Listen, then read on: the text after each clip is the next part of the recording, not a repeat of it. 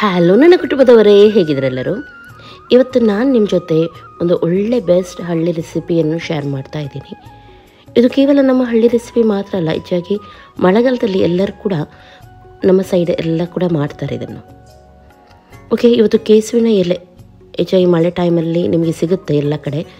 ಅದನ್ನು ತಂದು ಚೆನ್ನಾಗಿ ಅದನ್ನು ತೊಳೆದು ನಾವು ಇಡಬೇಕು. ಫಸ್ಟಿಗೆ ಒಂದು 8 ಎಲೆಯಷ್ಟು ನಾನು ತಗೊಂಡಿದ್ದೀನಿ. ಹಾಗೂ ಅದನ್ನು ಇವಾಗ ಕಟ್ ಮಾಡ್ತಾ ಇದ್ದೀನಿ.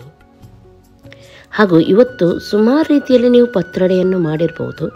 ಇವತ್ತು ನಾನು ಸ್ವಲ್ಪ ಸ್ಪೆಷಲ್ ರೀತಿಯಲ್ಲಿ ಹಾಗೂ ತುಂಬ ಸುಲಭವಾದ ರೀತಿಯಲ್ಲಿ ತೋರಿಸ್ತಾ ಇದ್ದೀನಿ. ಖಂಡಿತವಾಗ್ಲೂ ಇದನ್ನು ನೀವು ಟ್ರೈ ಮಾಡಿ, ತುಂಬ ಚೆನ್ನಾಗಾಗುತ್ತೆ. ಮನೆಯಲ್ಲಿ ಎಲ್ಲರೂ ಕೂಡ ಇಷ್ಟಪಡ್ತಾರೆ.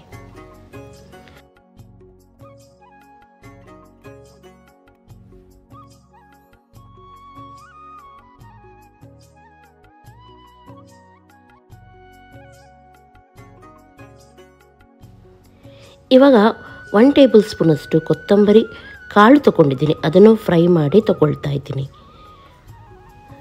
ಆಮೇಲೆ ನಾನಿಲ್ಲಿ ಒಂದು ಅರ್ಧ ಚಮಚದಷ್ಟು ಜೀರಿಗೆಯನ್ನು ತಗೊಂಡು ಅದನ್ನು ಕೂಡ ಹುರ್ಕೊಂಡು ಅದಕ್ಕೆ ಸೇರಿಸ್ತಾ ಇದ್ದೀನಿ.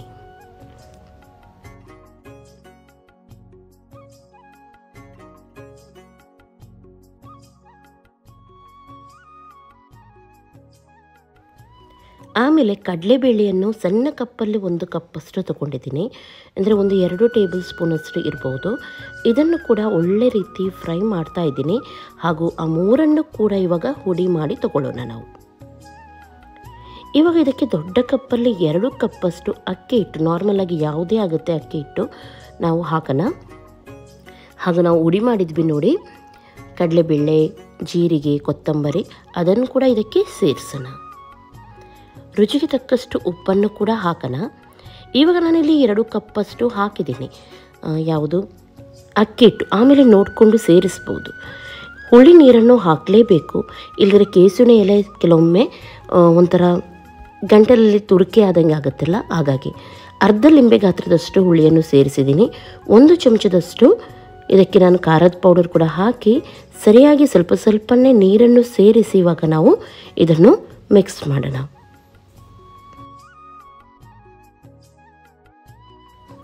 ಕಲಸುವಾಗ ನನಗೆ ಅಂಟು ಬರಲಿಲ್ಲ, ಹಾಗಾಗಿ ನಾನೇನು ಮಾಡಿದೆ, ಇನ್ನೊಂದು ಕಪ್ಪಷ್ಟು ಅಕ್ಕಿ ಹಿಟ್ಟನ್ನು ಸೇರಿಸಿದ್ದೀನಿ. ಹಾಗೂ ನೋಡಿ, ಈ ರೀತಿ ಬರಬೇಕು ನಮಗೆ ಇದು. ಇವಾಗ ಒಂದು ಎಲೆಯನ್ನು ತಗೊಳ್ಳೋಣ. ಕೆಸುವಿನ ಎಲೆ ನಾನಿಲ್ಲಿ 2 ತಗೊಂಡಿದ್ದೀನಿ ಈ ರೀತಿ. ಆಮೇಲೆ ನಾವು ರೆಡಿ ಮಾಡಿದ ಮಿಶ್ರಣ ಇತ್ತು ನೋಡಿ, ಅದನ್ನು ಇದರ ಮೇಲೆ ಹಾಕೋಣ. ಹಾಗೂ ಸ್ವಲ್ಪ ಈ ರೀತಿ ನೀವು ಸ್ಪ್ರೆಡ್ ಮಾಡಿ ನೋಡಿ, ಹೀಗೆ ಈ ರೀತಿ ಮಾಡಬೇಕು. ಆಮೇಲೆ ಇದರ ಮೇಲೆ ನಾನು ತೆಂಗಿನ ಎಣ್ಣೆ ಹಾಕ್ತಾ ಇದ್ದೀನಿ 2 ಚಮಚದಷ್ಟು. ತೆಂಗಿನ ಎಣ್ಣೆಯನ್ನು ಹಾಕಿದ ಮೇಲೆ ಇದರ ಮೇಲೆ ಇನ್ನೊಂದು ಎಲೆಯನ್ನು ಈ ರೀತಿ ಇಡ್ತಾ ಇದ್ದೀನಿ. ಹಾಗೂ ಒಂದು ಸೈಡಿಂದ ಇದನ್ನು ಈ ರೀತಿ ನಾವು ಮಡಚ್ತಾ ಬರೋಣ ನೋಡಿ. ಹೀಗೆ ರೌಂಡ್ ಆಗಿ ನಾವು ಮಡಚಬೇಕು, ಹೀಗೆ. ಇವಾಗ ನಾನು ಇಡ್ಲಿ ಪಾತ್ರೆಯಲ್ಲಿ ಇದನ್ನು ಇಟ್ಟಿದ್ದೀನಿ. ಚೆನ್ನಾಗಿ ಇದು ಬೇಯಬೇಕು, ಒಂದು 20 ನಿಮಿಷ ಆದರೂ ಹಿಡಿಯುತ್ತೆ.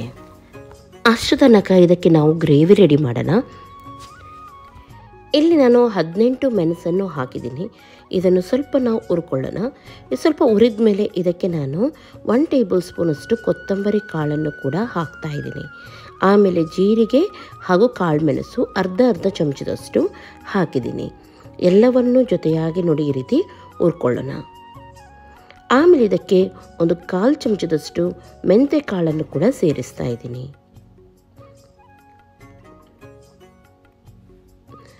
ಆಮೇಲೆ ಸ್ವಲ್ಪ ಇಡೀ ಗರಂ ಮಸಾಲವನ್ನು ಹಾಕೋಣ. ಚಕ್ಕೆ, ಲವಂಗ, ದಾಲ್ಚಿನ್ನಿ ಇದನ್ನೆಲ್ಲ ಸೇರಿಸೋಣ. ಎಲ್ಲವನ್ನು ಸಣ್ಣ ಉರಿಯಲ್ಲಿ ಚೆನ್ನಾಗಿ ನಾನು ಹುರ್ಕೊಂಡಿದ್ದೀನಿ. ಇವಾಗ ಇದನ್ನು ಸಪ್ರೇಟಾಗಿ ತೆಗೆಯೋಣ. ಆಮೇಲೆ ಇದಕ್ಕೆ ದೊಡ್ಡ ನೀರುಳ್ಳಿಯನ್ನು 4 ನೀರುಳ್ಳಿ ಹಾಕಿದ್ದೀನಿ. ಚೆನ್ನಾಗಿ ಇದನ್ನು ಬಾಡಿಸಬೇಕು. ಬಾಡಿಸುವ ಟೈಮಲ್ಲಿ ಇದಕ್ಕೆ ನಾನು 1 ಗೆಡ್ಡೆಯಷ್ಟು ಬೆಳ್ಳುಳ್ಳಿಯನ್ನು ಕೂಡ ಸೇರಿಸ್ತಾ ಇದ್ದೀನಿ. ಒಳ್ಳೆ ಕೆಂಪಾಗಲಿದು. ಆಮೇಲೆ ಇದಕ್ಕೆ 2.5 ಕಪ್ಪಷ್ಟು ತೆಂಗಿನಕಾಯಿಯನ್ನು ನಾನು ಸೇರಿಸ್ತಾ ಇದ್ದೀನಿ.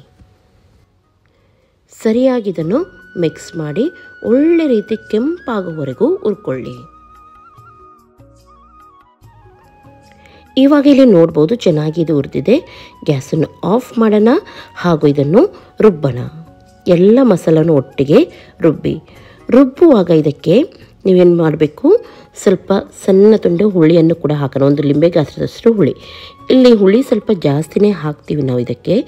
ಇಲ್ಲಿ ನಾನು ಆವಾಗಲೇ ಹೇಳಿದೆ, ಕೆಲವು ಕೇಸು ಉಂಟಲ್ಲ ಸ್ವಲ್ಪ ಗಂಟಲಲ್ಲಿ ಕೆರ್ಕೊಳ್ಳುತ್ತೆ. ಹಾಗಾಗಿ ಇವಾಗ ಒಂದು ಪಾತ್ರೆಯಲ್ಲಿ ತೆಂಗಿನ ಎಣ್ಣೆ ಅಥವಾ ತುಪ್ಪ ಯಾವುದು ಕೂಡ ನೀವು ಸೇರಿಸ್ಬೋದು.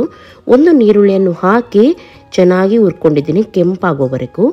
ಆಮೇಲೆ ಒಂದು ಟೊಮೆಟೊ, ಒಂದು 4ರಿಂದ 5 ಹಸಿಮೆಣಸನ್ನು ಕೂಡ ಸೇರಿಸಿದ್ದೀನಿ.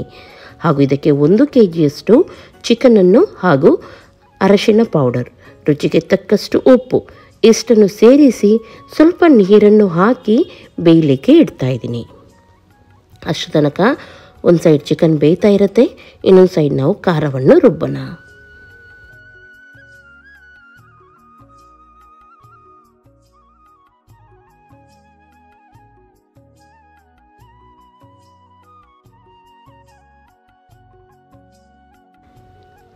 ಚಿಕನ್ ಇವಾಗ ಒಳ್ಳೆ ರೀತಿ ಬೆಂದಿದೆ. ಇವಾಗ ನಾವಿದಕ್ಕೆ ರುಬ್ಬಿದ ಖಾರವನ್ನು ಹಾಕಿ ಬೇಕಾಗುವಷ್ಟು ನೀರನ್ನು ಸೇರಿಸಿ, ಆದರೆ ಸ್ವಲ್ಪ ತೆಳುವಾಗಿಯೇ ಇಡಿ, ತುಂಬ ದಪ್ಪ ಇಡಲಿಕ್ಕಿಲ್ಲ. ಹಾಗಾಗಿ ನಾನು ಸ್ವಲ್ಪ ನೀರನ್ನು ಸೇರಿಸ್ತೀನಿ. ಇನ್ನೊಂದು ಸೈಡ್ ಇವಾಗ ಇದು ಕೂಡ ಚೆನ್ನಾಗಿ ಬೆಂದಿದೆ. ನಿಮಗೆ ಏನಾದರೂ ಗೊತ್ತಾಗದಿದ್ದರೆ ಒಂದು ಕಡ್ಡಿಯನ್ನು ಹಾಕಿ ನೀವು ನೋಡ್ಬೋದು. ಕಡ್ಡಿಗೆ ಏನು ಕೂಡ ಅಂಟುದಿಲ್ಲ ಅಂತಾದರೆ ಒಳ್ಳೆ ರೀತಿ ಇದು ಬೆಂದಿದೆ ಅಂತೇಳಿ ಅರ್ಥ. ಇವಾಗ ಇದನ್ನು ನಾವು ರೌಂಡ್ ಆಗಿ ಸ್ವಲ್ಪ ಬಿಸಿ ಇರುವಾಗಲೇ ಕಟ್ ಮಾಡಿ ಬಿಡೋಣ. ಅಥವಾ ಮೊದಲೇ ಆಗಿದೆ ಆದರೆ ತಣ್ಣಗಾದರೂ ಪರವಾಗಿಲ್ಲ, ಏನಾಗಲ್ಲ, ಕಟ್ ಮಾಡಿ ಇಟ್ಕೊಳ್ಳೋಣ. ನೋಡಿ, ಒಳಗಡೆ ತನಕ ಚೆನ್ನಾಗಿ ಇದು ಬೆಂದಿದೆ.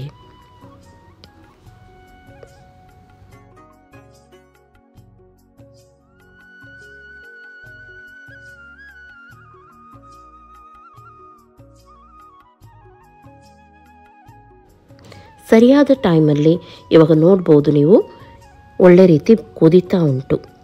ಕುದಿಯುವಾಗ ನಾವು ರೆಡಿ ಮಾಡಿಟ್ಟ ಪತ್ರೊಡೆಯನ್ನು ಇದಕ್ಕೆ ಸೇರಿಸೋಣ. ಒಳ್ಳೆ ರೀತಿ ಒಂದು ಕುದಿ ಬಂದಿದ್ದೆ. ಕೊತ್ತಂಬರಿ ಸೊಪ್ಪನ್ನು ಹಾಕಿ ಇದನ್ನು ಕೆಳಗಿಳಿಸಿ. ಉಪ್ಪು ಖಾರ ಹುಳಿ ಕರೆಕ್ಟಾಗಿ ಇದೆಯಾ ಅಂತ ನೋಡಿಕೊಂಡು ಸೇರಿಸಿ. ನೋಡ್ಬೋದು ನೀವು ಇಲ್ಲಿ ರೆಡಿಯಾಗಿದೆ. ಒಳ್ಳೆ ರೀತಿ ಎಳೆದಿದೆ, ಸೂಪರಾಗಿ ಬರುತ್ತೆ. ಈ ರೀತಿ ಒಮ್ಮೆ ನೀವು ಟ್ರೈ ಮಾಡಿ ನೋಡಿ. ಖಂಡಿತವಾಗ್ಲೂ ನಿಮಗೆ ಇಷ್ಟ ಆಗಿರ್ಬೋದು ಅಂತ ಎನಿಸ್ತೀನಿ. ಇಷ್ಟ ಆಯ್ತಂತಾದರೆ ಒಂದು ಲೈಕ್ ಮಾಡಿ.